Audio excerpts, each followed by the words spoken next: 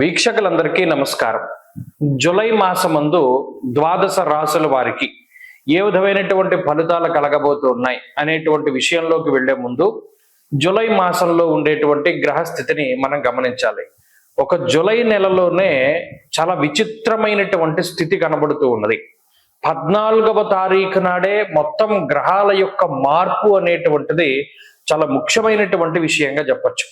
14వ తారీఖునే శని వక్రగతిని ప్రారంభం చేస్తారు. అంటే ఇప్పుడు మీనరాశిలో సంచరిస్తూ ఉన్నటువంటి శనేశ్వరుడు వక్రగతిని ప్రారంభం చేసి నవంబర్ 12వ తారీఖు వరకు వక్రించి ప్రయాణం చేయబోతూ ఉన్నారు. దీని తాలూకు ప్రభావం ఉంటుంది. ఇది 14వ తారీఖునే ప్రారంభం అవుతుంది.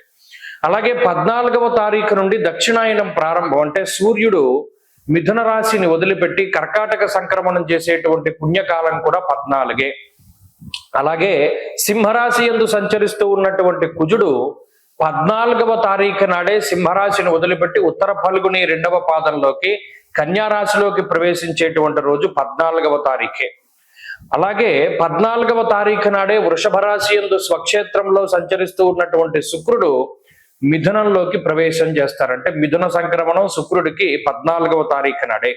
అలాగే జూలై 14వ తారీఖు నాడే బుధుడు వక్రగతిని ప్రారంభం చేయబోతూ ఉన్నారు. ఇక్కడ చూడండి, కుజుడు, రవి, అలాగే శుక్రుడు ఈ 3 గ్రహాలు కూడా 14వ తారీఖున సంక్రమణం చేయబోతూ ఉంటే శనేశ్వరుడు అలాగే బుధుడు ఈ 2 గ్రహాలు కూడా తమ యొక్క వక్రగతిని ప్రారంభం చేయబోతూ ఉన్నాయి. బుధుడు అయితే ఆయన ఉన్నటువంటి రాశి కర్కాటకంలోనే వక్రించి సంచారం చేయబోతూ ఉన్నారు. ఇది చాలా ముఖ్యమైనటువంటి విషయం. అంటే 14వ తారీఖు నాడు ఒక్కరోజు నాడే 5 గ్రహాల తాలూకు కదలికలు జరగడం అనేటువంటిది కూడా ఆ రోజుకి ఎంతో ప్రాముఖ్యతని సంతరించుకోబోతూ ఉన్నది. కాబట్టి ఇది ముఖ్యమైనటువంటి డేటు. ఇది ద్వాదశ రాశుల వారి యొక్క జీవన గమనాన్ని మార్చేటువంటి డేటుగా మనం చెప్పవచ్చు. సరే, ఇలా ఉన్నప్పుడు గ్రహస్థితిని పరిశీలిస్తే మరి ఈ మాసంలో శనేశ్వరుడు మీనమందు సంచారం చేస్తూ ఉన్నారు. వక్రించిన మీనంలోనే ఉంటారు. 14వ తారీఖు వరకు రవి మిథునంలో ఉంటారు. 14 తర్వాత కర్కాటకానికి వస్తారు. అలాగే రాహుకేతువులు కుంభరాశి యందు సింహరాశి యందు సంచారం చేస్తూ ఉన్నారు. కుజుడు 14 వరకు సింహమందు తదుపరి కన్య యందు సంచారం చేస్తారు. అలాగే రవి యొక్క సంచారం కూడా 2 రాశుల్లోనే ఉంటుంది. ఇటువంటి గోచార పరిస్థితి దృష్ట్యా ద్వాదశ రాశుల వారికి మనం ఉండేటువంటి ఫలితాలను కూడా అలాగే ఇంకొక ముఖ్యమైనటువంటి విషయం ఏంటి అంటే ఈ జూలై నెలలోనే గురుమౌఢ్యమి అనేటువంటిది కూడా వెళ్ళిపోబోతూ ఉన్నది. ఆల్మోస్ట్ జూన్ నెలలో వచ్చినటువంటి ఈ గురుమౌఢ్యమి కొంతకాలం పాటు ఉన్నది. ఆ గురుమౌఢ్యమి జూలై 7వ తారీఖు తోటి వెళ్ళిపోతూ ఉన్నది. ఈ గురుమౌఢ్యమి వెళ్ళిపోయినా కూడా ఆషాఢ మాసం కాబట్టి ఇది శూన్యమాసము అంటారు. ఈ శూన్యమాసంలో ఏ విధమైనటువంటి శుభ కార్యక్రమాలు చేయకూడదు. అంటే వివాహాది ఉపనయనాది క్రతువులు, శంకుస్థాపనలు అంటే గృహారంభాలు, గృహప్రవేశాలు ఇలాంటివి కూడా చేయకూడదు. అలాగే ఈ మాసానికి ఇంకొక ప్రాముఖ్యత ఉన్నది. ఏమిటి అంటే మాస శివరాత్రి, ఆరుద్ర నక్షత్రం 2 కూడా కలిపి వచ్చేటువంటి మాసం ఈ మాసం. కాబట్టి ఆ ఆరుద్ర మాస శివరాత్రి మరి 2 శివ సంబంధమైనటువంటివే కాబట్టి దాన్ని పురస్కరించడం కూడా మన భవిష్యదర్శిని సంస్థ ఆధ్వర్యంలో 3 రోజుల పాటు మహారుద్ర యాగాన్ని పాలకొల్లులో నిర్వహించబోతూ ఉన్నాం. ఆ విషయం గురించి కూడా త్వరలోనే వీడియో చేస్తాను. అయితే ఇది ఈ మాసం యొక్క ప్రాముఖ్యత.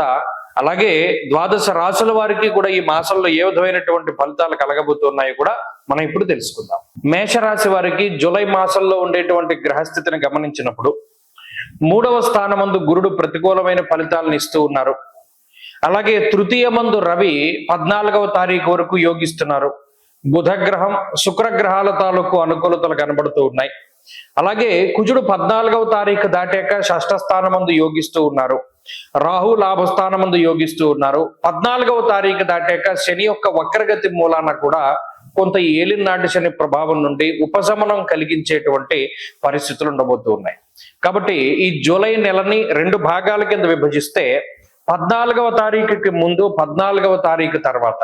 ఇక్కడ 14వ తారీఖుకి ముందు రవిగ్రహం, శుక్రగ్రహం అలాగే బుధుడు ఈ 3 గ్రహాలు యోగిస్తే 14వ తారీఖు దాటాక కుజుడు, శనేశ్వరుడు, రాహువు ఇత్యాది గ్రహాల తాలూకు అనుకూలతలు ఉన్నాయి. కాబట్టి మేజర్ గా ఈ రాశి వారికి వచ్చేటువంటి ప్రాబ్లం ఏమీ కూడా కనబడడం లేదు. కారణం ఏంటి అంటే ఈ నెలలో రెండు భాగాలుగా విభజించుకున్నప్పుడు ఒక భాగంలో ప్రధానమైన 3 గ్రహాలు, రెండవ భాగంలో ప్రధానమైన 3 గ్రహాలు కూడా అనుకూలంగా ఉన్నాయి. ఇటువంటి పరిస్థితుల్లో ఆర్థిక పరమైనటువంటి సమస్యలు రావడానికి అవకాశాలు తక్కువ. అలాగే ఉద్యోగపరమైనటువంటి సమస్యలు రావడానికి అవకాశాలు తక్కువ. ఒకవేళ ఏదైనా ఈ మేషరాశి వారు కావాలని ఉద్యోగం మారాలి అనుకున్నా పరిస్థితులు సహకరిస్తాయే తప్పితే ఇబ్బంది పెట్టేటువంటి వాతావరణం ఉండదు. అలాగే ఆరోగ్య సంబంధమైనటువంటి విషయాల్లో కూడా కొంత ఉన్నతి అనేటువంటిది కనబడుతూ ఉన్నది. కుటుంబపరమైనటువంటి వ్యవహారాలు, కుటుంబపరమైనటువంటి విషయాలు కూడా ఈ రాశి వారికి ఈ మాసంలో సానుకూలంగానే గోచరిస్తూ ఉన్నాయి. ఇక్కడ ప్రధానంగా ఏంటి అంటే 14కి ముందు కన్నా 14వ తారీఖు తర్వాత ఉండే గ్రహస్థితి ఇంకా బాగుంది. ఎందుకు? శని వక్రించడం ఒకటి అనుకూలమైతే షష్ఠకుజుడు ప్రధానంగా ఈ రాశ్యాధిపతి ఉపజయ స్థానంలో ఉండడం, శత్రు స్థానము, రోగ స్థానము, రుణస్థానమందు కుజుడు యోగించడం వల్ల అర్ధలాభో వస్త్రలాభ ధాన్యలాభ యశస్తథ అన్నారు. అంటే రుణ బాధల నుండి, రోగ బాధల నుండి ఉపశమనాన్ని పొందడానికి. అలాగే శనేశ్వరుని యొక్క వక్రగతి, రాహు యొక్క లాభస్థాన స్థితి కూడా చాలా అద్భుతంగా యోగిస్తాయి. ఇక్కడ ఉదాహరణకి ఎక్కడో విదేశాల్లో ఉన్నారు మేషరాశి వారు, వారికి ఉద్యోగ సంబంధమైన చికాకులు ఉన్నాయి, ఉద్యోగం దొరకట్లేదు, లేదా ఉద్యోగం పోయింది, కొత్త దాని కోసం ప్రయత్నం చేస్తున్నారు.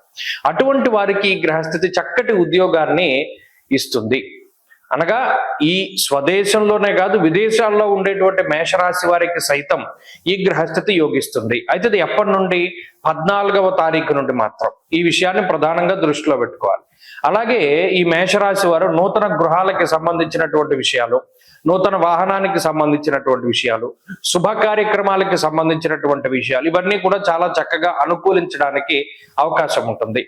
ఇది అద్భుతమైనటువంటి మాసము. గత మాసంతో పోల్చుకుంటే జూలై నెలలో మెరుగైనటువంటి ఫలితాలే ఉన్నాయి. కాబట్టి మరిన్ని అనుకూలమైనటువంటి ఫలితాలని మేషరాశి వారు పొందడానికి గురువు యొక్క బలాన్ని పెంచుకోవాలి. కాబట్టి గురువారాలు నిష్టగా ఉండడం, ప్రతి గురువారం నాడు శనగలు గాని, పసుపు రంగు పళ్ళు గాని, స్వీట్లు గాని ఇటువంటివి దానం చేస్తూ ఉండడం, పసుపు రంగు వస్త్రాలు దానం చేస్తూ ఉండడం, ఇటువంటివి చేస్తూ ఉండడం, ప్రతిరోజు దక్షిణామూర్తి యొక్క స్తోత్ర పారాయణ చేస్తూ ఉండడం కూడా మంచి ఫలితాలను తీసుకొస్తుంది. స్వస్తి.